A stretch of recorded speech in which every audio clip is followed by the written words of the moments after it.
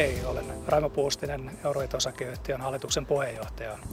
Euroit kiinalaisittain Yulo-i myy verkkokaupassaan aitoja, hyvälaatuisia, brändättyjä tuotteita Suomesta kiinalaiselle kuluttajalle ilman välikäsiä.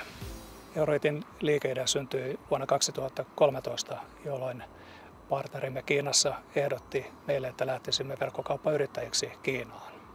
Kiinassa verkkoliiketoiminta oli jo silloin maailman suurin ja maailman edistyksellisin, ja nopeasti vaurastuva keskiluokka oli kiinnostunut ostamaan ulkomaisia tuotteita verkkokaupan kautta. Periaatteemme alusta lähtien on ollut, että meidän täytyy erottautua tuotteella, palvelulla ja sisällöllä muista verkkokaupoista. Tämän kaiken vuoksi verkkokaupassamme kävijät ostavat 100 kertaa useammin tuotteita kuin muista verkkokaupoista yleensä.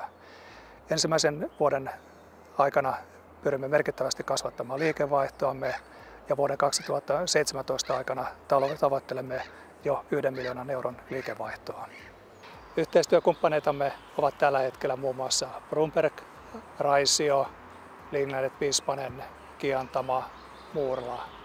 Helmikuussa tämän vuoden alussa allekirjoitimme sopimukset Moomin Charactersin kanssa ja Santa Claus Licensingin kanssa. Moomin sopimuksen myötä olemme avanneet mobiiliverkkokaupan Kiinassa, joka on heidän virallinen verkkokauppa, ja tulemme myöskin rakentamaan ja pyörittämään Moomin.cn-sivustoa. Loppuvuodesta tulemme rakentamaan Santa Clausille myöskin heidän oman sivuston Kiinaan. Sijoittaessasi Euroitiin pääset läheltä seuraamaan meneillään olevaa murrosta ja edistämään suomalaisten yritysten kansainvälistymistä.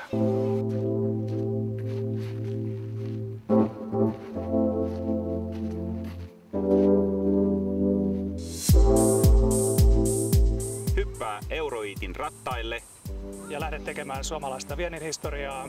Connecting Happiness.